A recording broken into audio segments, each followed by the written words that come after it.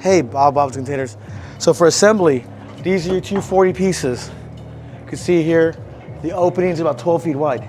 You're gonna put these together. You need to remove all of this packaging. It's in the way. It will obstruct the metal frames from touching. So you gotta remove all this. It's throwaway trash and keep it. And then your metal right here, your tube steel frames need to match up perfectly.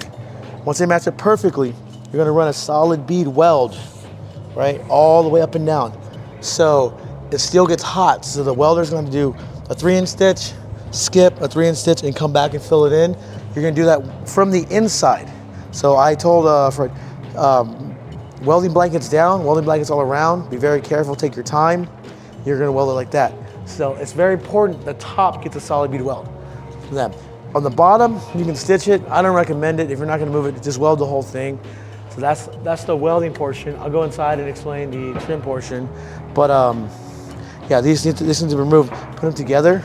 You'll know they're together because these casters will be perfectly aligned.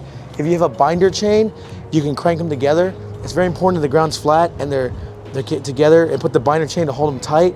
That'll ensure that the frames inside are touching. If the frames inside are not touching, then you have to put a piece of flat bar steel over and weld that down. It's extra work. I don't recommend doing it. You can weld the tube steel together. So this is video one of the assembly. We'll go inside and talk about the carpentry next. Hey, Bob's Containers assembly video. Let's talk about once you're assembling these, this is all removed. You'll see the tube steel frame in between. What you do for the flooring is that you may have to rip a piece here and tap it down with some finish after you weld it. So you're gonna go ahead, put a piece of flooring right between the threshold. You can also just use a metal threshold. You can buy at Home Depot something like this right here. That'll work to bridge the gap, depends on the aesthetic you're looking for. And then for your drywall, once these two together, the tube steel is welded, you can put another piece of drywall and tape and float it. It's a lot of work. What I recommend is getting a piece of trim, 6-inch wide, white trim such as this.